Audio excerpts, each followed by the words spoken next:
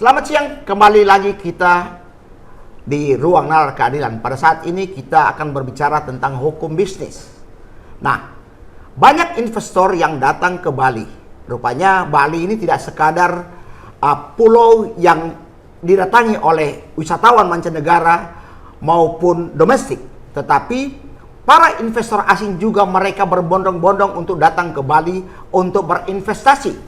Namun, kedengarannya sangat kencang bahwa banyak para investor itu yang kena tipu.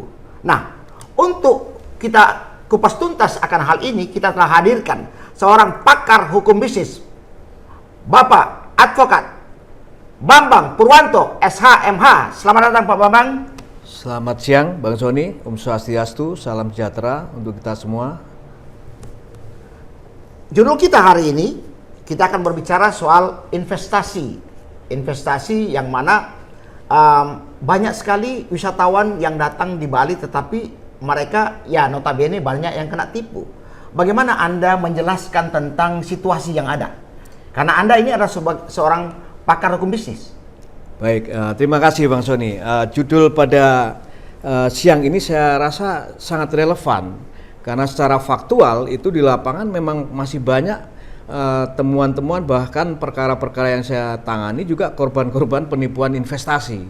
Jadi menurut saya sudah sangat tepat. Jadi Pak Bambang ini sebenarnya ya ini gayung bersambut. Banyak sekali perkara yang Pak tangani juga itu terjadi penipuan gitu. Artinya bule-bule yang berinvestasi di Bali itu mereka kena tipu.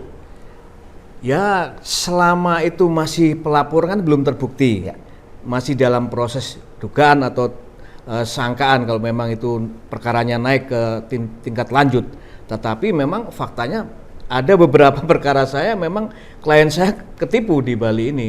Kalau boleh tahu udah berapa perkara kira-kira yang ya klien Pak Bambang ini ya tertipu dengan investasi yang dilakukannya? Selama saya di Bali, sejak COVID saya ada di Bali ya, itu mungkin ada sekitar 20-an lah, 15 sampai 20 gitu, perkara khusus. 15 sampai 20-an perkara yang memang konkret ada di baik itu pelaporan maupun di persidangan. Jadi semua itu wisatawan asing?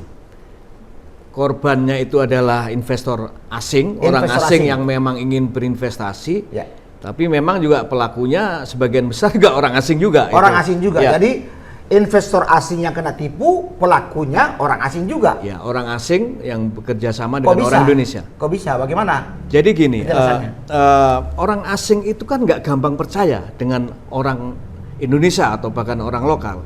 Kalau dia tidak ada orang yang bisa meyakinkan mereka. Itu garis besarnya terkait subyeknya. Ya. Kenapa orang asing yang menjadi pelaku? Karena memang mereka lebih gampang berkomunikasi satu. Kedua, dari sisi budayanya mereka mungkin karena Eropa dengan Eropa lebih gampang mereka percaya karena mengenal budaya di sananya gitu loh. Itu dari sisi subyeknya. Apa yang perlu Anda mencoba untuk menjelaskan lebih tegas lagi? Kenapa mereka tertipu gitu loh? Apanya yang tertipu di sini?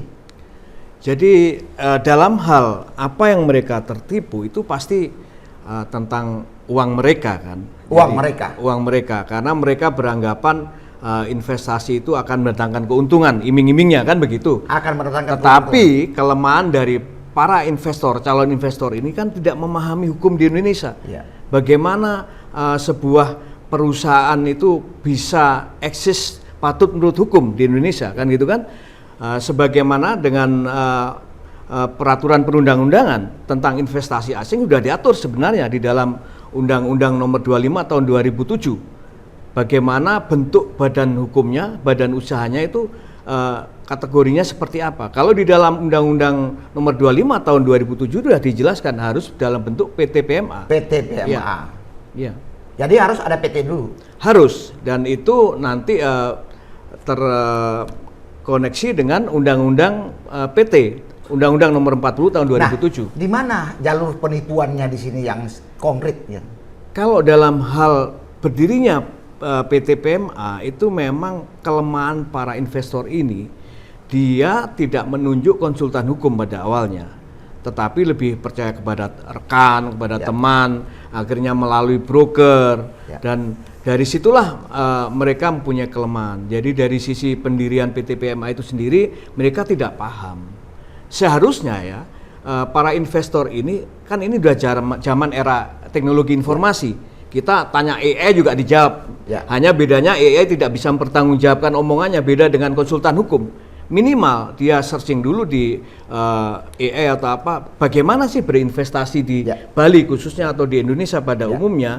Setelah itu baru secara mitigasi menunjuk kuasa hukum atau konsultan hukum di bidang corporate atau startup sebuah perusahaan PT PMA supaya dia tidak tertipu, tidak mengalami kerugian, bahkan kehilangan uang dan sebagainya itu. Apakah Anda ingin mengatakan bahwa proses mereka berinvestasi di Indonesia, khususnya di Pulau Bali, mereka menurut penjelasan Anda kurang untuk melibatkan kuasa hukum? Saya lihat pada awal-awal tahun 2020 itu sangat kurang ke belakang ya, maksudnya. Sangat kurang. Artinya mereka tidak kurang kenapa? Mereka tidak percaya dengan kuasa hukumnya atau gimana? Karena mereka mungkin berpikir kalau ada konsultan hukum biaya lagi mungkin ya gitu kan. Tapi belakangan karena terjadi maraknya orang banyak ketipu, mereka sangat memerlukan dan sudah banyak kantor-kantor hukum dipakai sebagai konsultan hukum atau legal corporate-nya untuk menjamin keamanan bagaimana dia mendirikan perusahaan, transaksinya itu udah memakai kantor-kantor hukum. Mungkin kita ingin untuk konkretkan lagi ya masalah tertipunya investor ini. Jadi kan tadi kayaknya masih samar-samar ya kalau kita melihat di mana yang tertipu, di unsur apa yang tertipu gitu. Ya, jadi gini, investor itu kan punya keinginan mendapatkan untung kan untuk kelangsungan bisnisnya. Mungkin di negaranya sana dia punya uang, dibawa ke sini berharap dapat untung. Tetapi yang jadi masalah memang ketika investor-investor nggak tahu prosedur yang benar, dia cari jalan cepat dengan melalui informasi teman, akhirnya sudah percaya begitu saja. Cari jalan yang cepat maksud Anda itu seperti apa? Ya dia baik. tidak. Kita akan lanjut setelah jeda yang satu ini.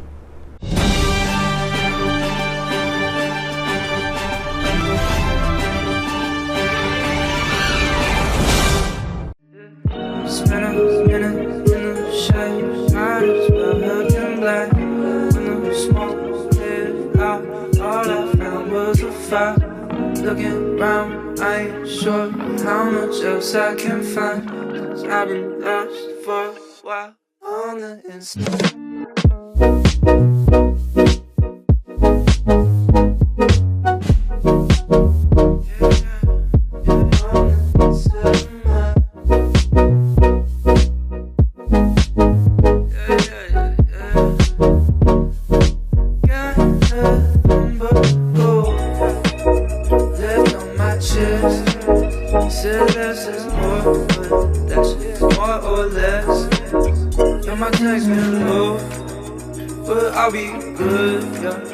I still got plenty of fire underneath my hood. Feel like I'm flying 80 miles out my sunroof. All of my plans were in the air and still they foolproof. I guess I left all of my troubles in my rearview mirror with my head up above the clouds. The sky always staying clear. I get this feeling. I get this feeling. I can't fight it.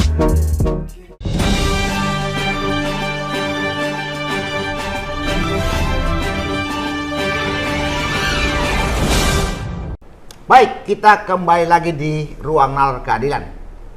Tadi rupanya Anda menjelaskan tapi terpotong karena ada jeda. Mungkin Anda perlu untuk menjelaskan lagi apa yang terpotong tadi. Ya, jadi gini, tadi kan Bang Sony tanya yang dimaksud jalan cepat itu apa. Jadi jalan cepat yang saya maksud adalah karena investor-investor ini tidak mengikuti prosedur yang benar dalam pendirian badan hukum PT PMA menurut hukum kan begitu kan. Ya. Di sisi lain juga memang dalam tanda kutip nggak semua investor benar gitu kan. Ini sebentar. Ini perlu Anda jelaskan dulu. Agak bias ini kan. Ya. tidak mengikuti jalur hukum yang sebenarnya. Arti ada main shortcut dan sebagainya. Ya. Itu yang Anda mau katakan. Yang saya mau katakan, proses pendirian sebuah badan hukum PT PMA itu kan dari mulai berdirinya itu ada beberapa tahapan-tahapan. Sebenarnya maksud pemerintah membuat regulasi kan supaya juga menfilter kan, apakah ini orang memang benar-benar investor atau dia cukup layak atau tidak sebenarnya. Itu yang pertama saya katakan. Ketika mereka hanya berdasarkan informasi dari calo, dari teman, akhirnya udah bikin ini saja PT PMA tanpa mengikuti prosedur yang benar, akhirnya kan terjadi celah-celah hukum yang bisa merugikan investor itu sendiri. Tetapi ada juga kemungkinan bahwa memang investornya nggak benar. Kenapa? Kalau investor ini benar, dia pasti mengambil jalan yang ilegal, yang legal, yang sesuai hukum untuk mengamankan uang mereka. Tetapi jika terjadi pada investor-investor dalam tanda kutip tidak benar itu tadi, contoh ini, uang sumber pendanaannya, uangnya adalah uang-uang money laundry. Pasti mereka cari jalan cepat yang tidak menurut hukum. Saya ingin menekankan uang money laundry dan mencari jalan cepat untuk proses mendapatkan izin, misalnya kan gitu. Jadi atau gini, misalnya ya sebagai investor lah di khususnya di Bali gitu. ya, oke, saya jelaskan. Jadi contoh nih, ada seorang asing, dia punya uang hasil kejahatan di luar negeri. Kalau dia mau berinvestasi secara legal, kan terlacak uangnya dari mana. Nggak mungkin dong dia itu mengikuti prosedur yang benar. Akhirnya diambillah sebuah jembatan hukum. Ini mungkin bagi para oknum ya, dia mengikuti prinsip hukum progresif, tapi terlalu progresif, akhirnya negatif kan gitu kan. Terlalu Jadi progresif. pakai dia nomeni contohnya. Nomeni. Karena nomeni kan hukumnya dasarnya perjanjian. Ya. Nah, ketika perjanjian itu tidak patut menurut hukum, bahwa pasal 1320 itu tidak terpenuhi, baik unsur subjektif maupun objektifnya, itu bisa menjadi masalah hukum, bisa merugikan bagi investornya, atau memang ini ada kesengajaan dari investor itu sendiri untuk mencuci uang itu di Indonesia, khususnya mungkin di Bali, terkait dengan uang dari sana dengan diputar menjadi usaha, kan bisa saja gitu. Nah, Anda tadi sempat menyinggung soal nomini. Emang apa persoalannya soal nomini ini? Apakah itu sangat signifikan? Kalau di Bali khususnya untuk investor-investor yang dalam tanda kutip tidak benar ya, itu sangat signifikan pasti. Kenapa? Karena mereka membuat perjanjian yang tidak patut menurut hukum sebagai jembatan untuk memproses uang ilegal mereka masuk di Indonesia. Sebentar, apa aja sebenarnya yang tidak patut menurut hukum buat perjanjian itu? Apa sebenarnya, apa substansi yang dimasukin ke sana? Ya, substansinya begini. Uang itu kan tidak legal masuk ke Bali. Akhirnya mereka ingin berinvestasi dengan uang tersebut. Caranya bagaimana? Kalau uang itu ilegal masuk untuk usaha kan jelas nggak bisa kan. Pasti itu bisa kena blok di sistem keuangan kita. Kemudian yang kedua, cara mereka mengakali itu adalah dengan membuat transaksi jual beli. Misalkan sewa villa atau membangun villa mengatasnamakan orang Indonesia. Nah, di dalam unsur perjanjian, ketika klausa halal itu dilanggar, unsur objektifnya kan tidak terpenuhi. Artinya dengan perjanjian nomeni tersebut, walaupun secara hukum tidak ada di dalam aturan undang-undang itu yang mengatur nomeni, tapi dengan perjanjian-perjanjian yang tidak terpenuhi unsur objektifnya itu kan bisa dilakukan. Tapi pasti melibatkan juga siapa di hadapannya, siapa membuat perjanjian. Kita tahu bahwa perjanjian-perjanjian itu akan jadi legal di hadapan pejabat umum, dalam hal ini notaris. Menarik, tadi Anda sempat menjelaskan masalah soal kepemilikan modal, tentunya kan masalah soal uang yang legal maupun ilegal ya. Bagaimana menentukan atau kita ketahui bahwa uang itu legal masuk? Kalau uang itu legal kan otomatis dia bagaimana prosedur pembuatan PTMA itu pasti semuanya benar. Kalau memang dia itu adalah perorangan di sana, pasti juga harus melaporkan kan ke kementerian terkait BKPM dan sebagainya. Kalau itu memang uangnya perusahaan di sana, LTD biasanya perusahaan di sana, perusahaan asing itu, dia apakah dia membuat perusahaan baru di sini atau brand office atau cabang, itu kan bisa juga. Walaupun ada ketentuan-ketentuan, cabang tidak boleh melakukan transaksi langsung dan sebagainya, tidak boleh bertransaksi. Itu ada ketentuannya semua. Bagaimana gampangnya kita melihat kalau misalnya uangnya itu ilegal misalnya? Wah, mereka berinvestasi di Bali tapi uangnya ilegal. Bagaimana gampangnya kita untuk melihatnya itu? Ya, pasti sistem yang bisa lihat. Kalau Sistem. kita selaku praktisi hukum seperti ini kan, kalau sudah jadi perkara baru kita telusuri itu Tetapi berdasarkan Anda sering menjumpai itu. Ada indikasi tersebut? Ya, pasti ada indikasi tersebut. Pasti ada indikasi tersebut.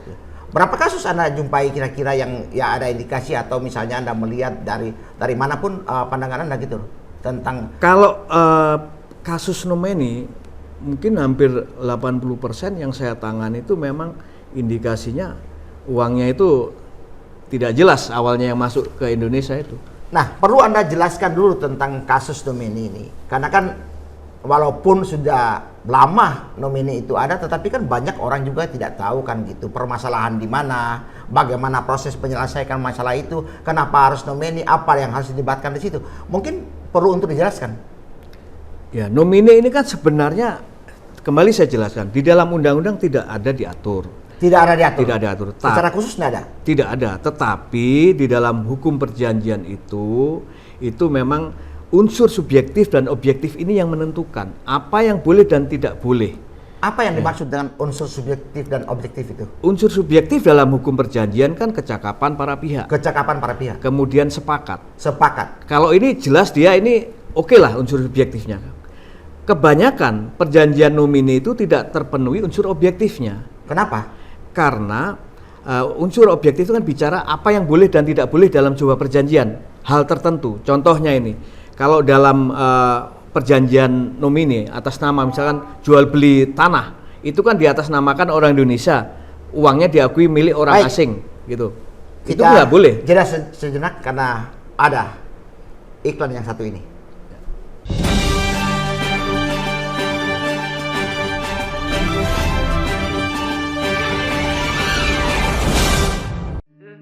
Spent a minute in the shade, might as well have been black. When the smoke cleared out, all I found was a fire.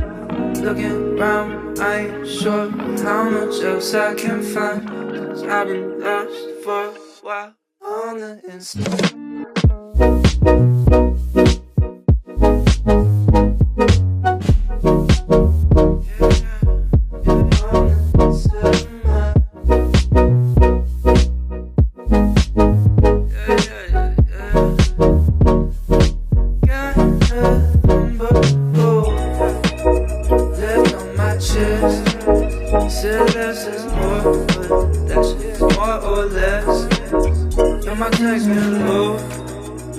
I'll be good, yeah. I still got plenty of fire underneath my hood, yeah. Feel like I'm flying 80 miles out my sunroof, yeah. All of my plans were in the air and still they foolproof, yeah. I guess I left all of my troubles in my rearview mirror, with my head up above the clouds, the sky always staying clear. I get this feeling, I get this feeling, yeah. I can't fight it.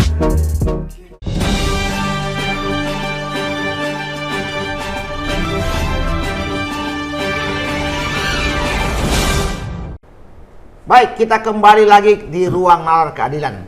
Kita kembali ada pertanyaan yang di hold tadi. Ada perlu untuk melanjutkan penjelasannya?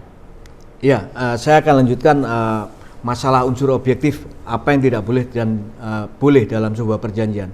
Jika tidak terpenuhi unsur objektif, artinya ada hal-hal yang dilanggar dalam perjanjian itu dengan ketentuan-ketentuan hukum di negara ini. Nomini ya? Masih sekitar terkait perjanjian nomini. Ya. Apa yang dilanggar di situ? Di dalam pendirian PT PMA atau investasi asing itu, menurut Undang-Undang Penanaman Modal itu jelas dalam pasal 5 kalau nggak salah itu, Undang-Undang nomor 25 tahun 2007 tentang penanaman modal, investasi asing itu harus dalam bentuk PT PMA.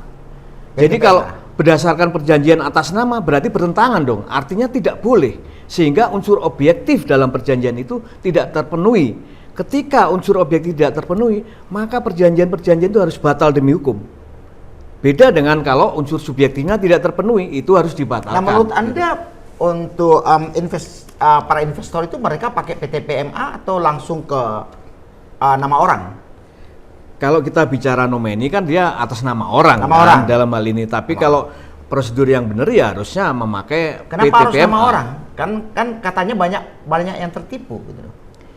Ya, kan modus dari investasi ini atau upaya orang berinvestasi ini kan kembali ke sumber modalnya. Kalau sumber modalnya benar pasti sesuai hukum tuh. Artinya Anda mengatakan bahwa kalau yang tertipu-tipu itu ada indikasi bahwa modalnya nggak benar gitu? Tidak semuanya. Nggak semuanya. Nggak semuanya. Kita bicara nomini, sebagian besar nomini saya yakin tuh sumber uangnya itu tidak legal. Tetapi saya melihat itu banyak sekali persoalan perdata di pengadilan negeri itu yang persoalannya nomini. Ya, gini. Mengapa kok berkelanjutan gitu loh? Orang itu kan karena tidak mau berhati-hati dan nggak mau melek hukum lah bahasanya, Ya. dan nggak mau keluar biaya untuk melek hukum itu. Akhirnya seperti itu. Padahal kalau dia dengan zaman sekarang ya, dengan AI, dengan adanya konsultan hukum, itu dia sudah bisa menempuh cara-cara yang benar. Tapi kembali lagi, memang ada investor-investor sengaja yang nakal. Tapi ada orang-orang yang punya niat baik untuk berinvestasi di Indonesia karena ketidaktahuannya dan hanya karena kedekatan dengan teman, dengan broker, akhirnya tertipu, kan gitu kan. Tapi pada prinsipnya semua itu sudah ada saluran hukumnya. Orang tertipu juga sudah ada di dalam KUHP, di dalam KUHP, secara formal diatur di KUHP bagaimana dia melapor, secara materialnya bagaimana dia tertipu itu, apa yang kehilangan dari keuangannya atau Apakah itu dapat dikatakan korban-korban penipuan investasi? ya bisa. Bisa. Pasti dia orang-orang yang niat berinvestasi benar tetapi dia tidak tahu jalannya, dimanfaatkan orang-orang yang mencari kepentingan keuntungan sendiri, itu adalah korban penipuan investasi kebanyakan. Perkara-perkara yang saya handle itu banyak korban investasi. Apakah di sini ada keterlibatan dari penegak hukum, kemudian ya konsultan hukum yang nakal? Ya khususnya itu untuk investasi dari PMA. Apakah bisa dikatakan seperti itu? Kalau saya lihat korban-korban investasi ini kan karena tidak tahuan regulasi hukum di Indonesia. Mereka salah mengambil informasi. Itu Berapa satu. persen menurut Anda bahwa mereka tidak paham dengan regulasi? Kalau belakangan ini harusnya sudah dengan adanya EE ya, semenjak EE. Ya. Mereka udah tahu semua tuh. Tinggal niatnya bener atau enggak. Hanya memang korban-korban investasi ini sebagian besar ada keluhan. Keluhannya terkait dengan ketika mereka jadi korban, melakukan misalkan menempuh cara pidana, pelaporan. Mereka, klien saya sendiri nih khususnya ya, ada yang merasa kok lama Pak, kok nggak ada follow up dan sebagainya. Ya kita sebagai pelapor, sebagai kuasa hukum sudah melakukan kewajiban. Tapi memang dalam sistem hukum acara kita, acara pidana maksudnya dalam hal untuk korban-korban penipuan itu, di dalam regulasinya itu menurut saya ada kekosongan hukum ya. Di dalam KUHP itu diatur mulai penangkapan sampai putusan. Tetapi dalam hal pelaporan, sejak mulai pelaporan sampai penetapan tersangka atau ditentukannya ini masuk ada termasuk unsur pidananya tercukupi atau tidak, itu tidak diatur di dalam KUHP. Yang ada hanya Perkap, kalau nggak salah Perkap nomor 12 tahun 2009 itu mengklasifikasikan perkara itu dalam tingkat sulit, sedang dan mudah. Kemudian diatur batas waktunya di situ, tapi kan mengikat hanya intern penegak hukum di sini. Harusnya ya negara itu legislator khususnya agar terjamin kepastian hukum baik itu korban investasi selaku pelapor ataupun tersangka atau terduga yang dilaporkan, ada kepastian hukum, ada batas waktu. Misalkan 6 bulan nih sejak pelaporan itu harus, oh ini nggak masuk unsur pidananya, ya SP3. Oh ini masuk 6 bulan juga harus apa itu sudah dilanjutkan ke dalam penetapan tersangka atau bagaimana. Jangan kita udah lapor nih, gantung dengan ya pasti alasannya sangat. Anda sering mengalami hal itu? Ya saya tidak mengatakan sering karena kami selaku kuasa hukum ada sebagai pelapor, ada sebagai terlapor. Jadi pengalaman kita prosesnya gitu.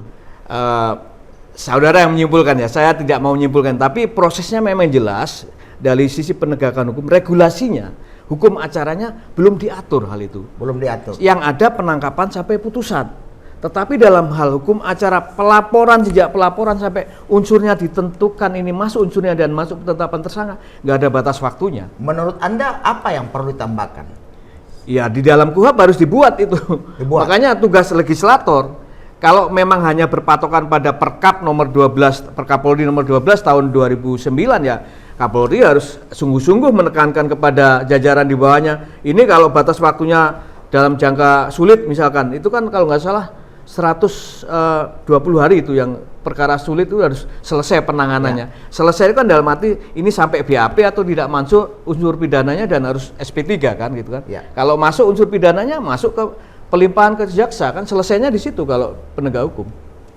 Artinya kalau misalnya setiap investor yang dapat dikatakan di sini tanda petik bahwa tertipu, dan bagaimana citra Bali kalau ya ke depan menurut Anda? Kalau secara praktis ya itu pastilah banyak orang-orang asing atau yang niat investasi di Indonesia akhirnya berpindah dari Bali entah kemana. Klien saya ada yang memang karena mereka udah atau capek misalkan untuk mencari keadilan, udah capek nggak ada solusinya, dia udah akhirnya udah kehilangan uang, capek akhirnya pindah. Tapi secara makro ya itu ya bisa berdampak pada nama baik Indonesia khususnya Bali gitu. Jadi seharusnya menurut Anda tidak ya secara administrasi jangan bertele-tele lah dan jangan ada penipuan di dalamnya. Penipuan itu kan bukan negara, dalam hal ini kan memang pelaku-pelaku ini tadi. Artinya negara mengawasi para pelaku itu. Ya, BKPM harus mengawasi, dalam hal ini Badan Koordinasi Penanaman Modal itu harus sinergi dengan pemerintah daerah juga selaku perpanjangan pemerintahan pusat kan. Kalau dalam undang-undang pemerintahan daerah kan Pemprov sebagai tangan dari pusat. Kemudian dari pusat sudah ada BKPM di sini. Kemudian di samping itu juga regulasi dalam hal penegakan hukumnya itu legislator, anggota Dewan DPR RI itu ya buatlah aturan yang memang clear gitu loh, supaya penegak hukum juga melaksanakan dan korban ataupun pelapor bisa menyalurkan hak-haknya untuk melaporkan dengan kepastian hukum, atau kasarnya kalau sebagai terduga pelaku ada kepastian hukum, ini masuk nggak sih unsur saya ini dilaporin orang. Kalau nggak ada kepastian hukum, batas waktu seperti itu ya sampai kapan. Makanya pelaporan ada yang sampai 1 tahun baru ada penetapan tersangka, lebih kan dari 120 hari itu. Jadi ini problematiknya cukup kompleks dari regulasi hukumnya, hukum acaranya, dari sisi penegak hukumnya, atau bahkan dari korban itu sendiri tidak bisa menyajikan bukti-bukti secara valid gitu loh. Bukti-buktinya, contoh saya punya klien tuh, ini saya punya bukti cuman bukti screenshot dari HP tanpa ada validasi dari bank dia mentransfer, itu kan hukum tidak patut. Penjelasan yang sangat luar biasa dari Advokat Bambang Purwanto, sarjana hukum, magister hukum, ahli hukum bisnis. Terima kasih Pak Bambang karena sudah hadir di ruang nalar keadilan. Kita jumpa lagi di episode yang akan datang. Terima kasih, Om Swastiastu.